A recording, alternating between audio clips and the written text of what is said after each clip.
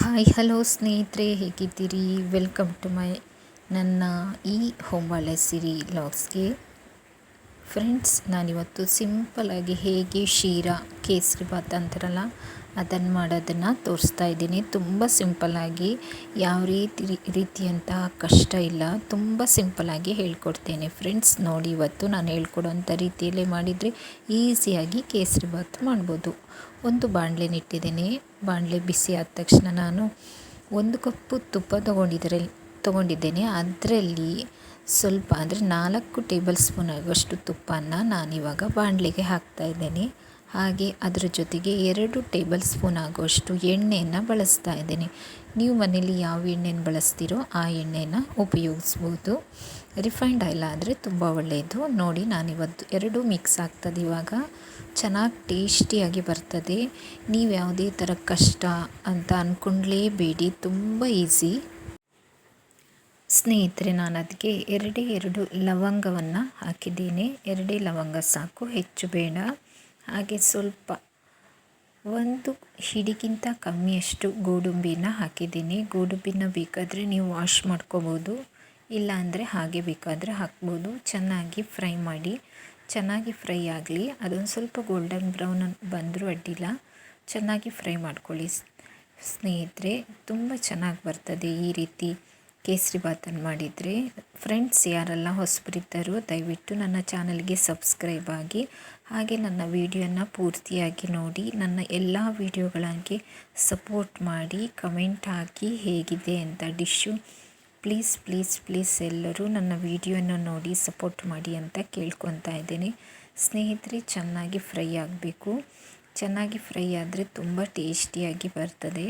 ನೋಡಿ, ತುಂಬ ಫ್ರೈ ಮಾಡಿಕೊಂಡ್ರೆ ಕಪ್ಪು ಥರ ಮಾಡ್ಕೊಳ್ಬೇಡಿ. ಗೋಡಂಬಿನ ಗೋಲ್ಡನ್ ಬ್ರೌನ್ ಆದರೆ ಸಾಕು, ಅಷ್ಟಿದ್ರೆ ಟೇಸ್ಟಿಯಾಗಿ ಬರುತ್ತೆ.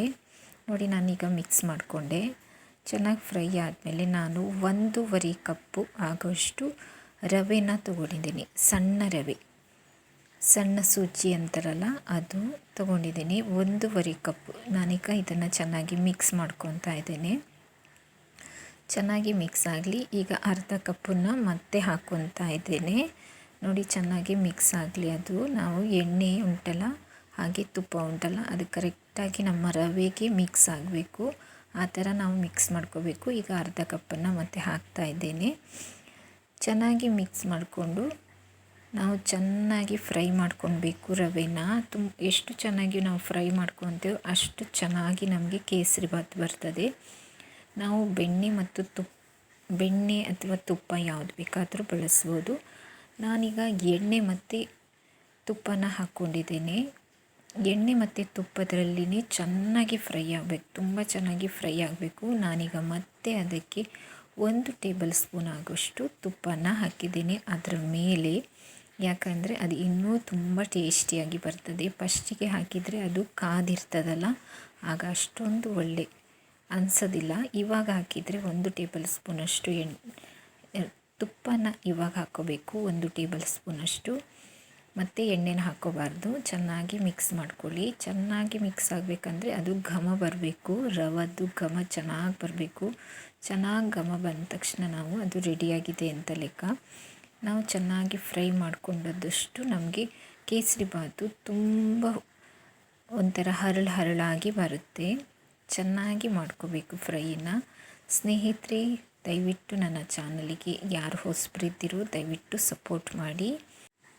ನಾನಿವಾಗ 4 ಲೋಟ ನೀರನ್ನು ಇಟ್ಟು ಚೆನ್ನಾಗಿ ಕುದಿ ಬರ್ಸ್ಕೊತಾ ಇದ್ದೀನಿ. ಚೆನ್ನಾಗಿ ಕುದಿ ಬರಬೇಕು ನೀರು.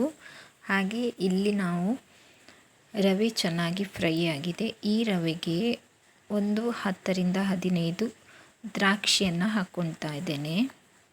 ಚೆನ್ನಾಗಿ ಮಿಕ್ಸ್ ಮಾಡ್ಕೊಳ್ಳಿ. ದ್ರಾಕ್ಷಿ ಹಾಕಿ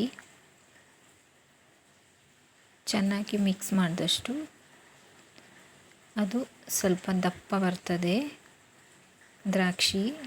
ಚೆನ್ನಾಗಿ ಅದ್ರ ಜೊತೆ ನಮ್ಮ ರವೆ ಸಹ ಮಿಕ್ಸ್ ಆಗ್ತದೆ, ಚೆನ್ನಾಗಿ ಫ್ರೈ ಆಗುತ್ತೆ. ಚೆನ್ನಾಗಿ ಫ್ರೈ ಮಾಡಿಕೊಂಡು ನಂತರ ನಾವು ಅದಕ್ಕೆ ಇನ್ನು ಉಳಿದಂತಹ ಸಾಮಗ್ರಿಯನ್ನು ಹಾಕ್ಕೊಳ್ಬೇಕು. ಚೆನ್ನಾಗಿ ಫ್ರೈ ಮಾಡ್ಕೊಳ್ಳೋಣ. ಘಮ ಘಮ ಅಂತ ಸ್ಮೆಲ್ ಬರಬೇಕು. ಸ್ನೇಹಿತರೆ, ನನ್ನ ಎಲ್ಲ ಥರ ವೀಡಿಯೋನ ಹಾಕಿದ್ದೀನಿ, ಅದನ್ನು ನೋಡಿ ಸಪೋರ್ಟ್ ಮಾಡಿ, ಲೈಕ್ ಕೊಡಿ, ಕಮೆಂಟ್ ಮಾಡಿ ಹೇಗಿದೆ ಅಂತ. ನಿಮ್ಮ ಕಮೆಂಟೇ ಮುಖ್ಯ. ಇವಾಗ ನಾನು ನೀರು ಹಾಕ್ಕೊಳ್ತಾ ಇದ್ದೀನಿ. ಫಸ್ಟು 1 ಕಪ್ಪಾಗಷ್ಟು ನೀರು ಹಾಕ್ಕೊಂಡು ಮಿಕ್ಸ್ ಮಾಡಿಕೊಂಡೆ. ನಂತರ ಇನ್ನೊಂದು ಕಪ್ ನೀರು ಹಾಕಿ ಮತ್ತೆ ಮಿಕ್ಸ್ ಮಾಡ್ಕೊತೇನೆ. ನೋಡಿ, ಇನ್ನೊಂದು ಕಪ್ ನೀರನ್ನು ಹಾಕ್ಕೊಂಡು ಬಿಸಿ ನೀರು ಆವಾಗ ಕಾಯಿಸಿದೆ ನೋಡಿ, ಅದೇ ನೀರು ಚೆನ್ನಾಗಿ ಮಿಕ್ಸ್ ಮಾಡ್ಕೋಬೇಕು. ಇನ್ನೊಂದು ಚೆನ್ನಾಗಿ ಮಿಕ್ಸ್ ಆದಮೇಲೆ ಮತ್ತೆ ಉಳಿದ ನೀರನ್ನು ಹಾಕ್ಕೊಳ್ಬೇಕು. ನೋಡ್ಕೊಳ್ಳಿ, ನಿಮಗೆ ಗೊತ್ತಾಗ್ತದೆ ಎಷ್ಟು ಬೇಕು ನೀರು ಅಂತ. ನೋಡಿ, ಇನ್ನೊಂದು ಕಪ್ಪು ನೀರು ಹಾಕಿದ್ದೇನೆ ನಾನು. ಇವಾಗ ನೋಡಿ ಚೆನ್ನಾಗಿ ಬೇಯೋ ಥರ ಕಾಣ್ತಾ ಇದೆಯಲ್ಲ. ಅಂದಮೇಲೆ ನಾನು 4 ಗ್ಲಾಸು ನೀರನ್ನು ಕಾಯಿಸ್ಕೊಂಡಿದ್ರೆ ನನಗೀಗ ಯೂಸ್ ಆಗಿದ್ದು 3/4 ಗ್ಲಾಸು ಕಪ್ಪಾಗೋಷ್ಟು ನೀರು. ನೀವು ಸಹ ಹಾಗೆ ನೋಡಿ ಬಳಸಿ, ಚೆನ್ನಾಗಿ ಮಿಕ್ಸ್ ಮಾಡಿ. ನೋಡಿ, ತುಂಬ ಚೆನ್ನಾಗಿ ಮಿಕ್ಸ್ ಆಗಬೇಕು, ಗಂಟು ಇರಬಾರ್ದು. ಗಂಟು ಆಗದ ಹಾಗೆ ನಾವು ಚೆನ್ನಾಗಿ ಮಿಕ್ಸ್ ಮಾಡಬೇಕು. ಇದಕ್ಕೆ ನಾನು ಕಲ್ಲರನ್ನು ಹಾಕ್ತಾಯಿಲ್ಲ. ಫುಡ್ ಕಲ್ಲರು ದೇಹಕ್ಕೆ ಒಳ್ಳೆಯದಲ್ಲ. ನಿಮ್ಮ ಹತ್ರ ಕಲ್ಲರು ಬೇಡ ಅನ್ನೋರು ಬಳಸಲೇಬೇಡಿ, ಹೀಗೆ ಯೂಸ್ ಮಾಡ್ಬೋದು. ಅರಿಶಿನ, ನಾನು ಹೆಲ್ತಿಗೆ ಒಳ್ಳೆಯದಂತ ಅರಿಶಿನನ್ನು ಯೂಸ್ ಮಾಡ್ತಾ ಇದ್ದೇನೆ. ಚಿಟಿಕೆ ಆಗೋಷ್ಟು, ಹೆಚ್ಚು ಸಹ ಬಳಸಲಿಲ್ಲ, ಚಿಟಿಕೆ ಆಗೋಷ್ಟು ಮಾತ್ರ ಅರಿಶಿನ ಬಳಸಿದ್ದೇನೆ. ಪ್ಲೇನ್ ಬೇಕಾದರೂ ಕಲ್ಲರ್ಲೆಸ್ ಆಗಿರೋದು ಮಾಡ್ಬೋದು. ನಾನು 1 ಕಪ್ ಆಗೋಷ್ಟು ಸಕ್ಕರೆಯನ್ನು ಹಾಕಿದ್ದೇನೆ. ಈಗ ಸ್ನೇಹಿತರೆ, ನಿಮ್ಮಲ್ಲಿ ಕೇಸರಿ ದಳ ಇದ್ದರೆ ಅದನ್ನು ನೀವು ನೀರು ಅಥವಾ ಹಾಲಿನಲ್ಲಿ ಮಿಕ್ಸ್ ಮಾಡಿ ಹಾಕ್ಬೋದು. ಕೇಸರಿ ದಳ ಇಲ್ಲ ಅಂದರೆ ಹಾಗೆಯೇ ಅರಿಶಿನ ಹಾಕ್ಬೋದು, ಇಲ್ಲ ಹಾಗೆಯೇ ಇರ್ಬೋದು. ನಾನು 1 ಕಪ್ ಆಗೋಷ್ಟು ಸಕ್ಕರೆ ಹಾಕಿದ್ದೇನೆ. ಹಾಗೆ 1-2 ಟೇಬಲ್ ಸ್ಪೂನ್ ಆಗೋಷ್ಟು ಮತ್ತೆ ಸಕ್ಕರೆಯನ್ನು ಬಳಸಿದ್ದೇನೆ, ಯಾಕಂದರೆ ಆ ಸಕ್ಕರೆ ತುಂಬ ಸ್ವೀಟ್ ಇಲ್ಲ. ಹಾಗಾಗಿ ಇವಾಗ ನಾನು ಏಲಕ್ಕಿಯನ್ನು ಗುದ್ದಿ ಹಾಕಿದ್ದೇನೆ. 1 ಅಥವಾ 1-2 ಏಲಕ್ಕಿನ ನಾನು ಚೆನ್ನಾಗಿ ಗುದ್ಕೊಂಡು ಹಾಕಿದ್ದೇನೆ.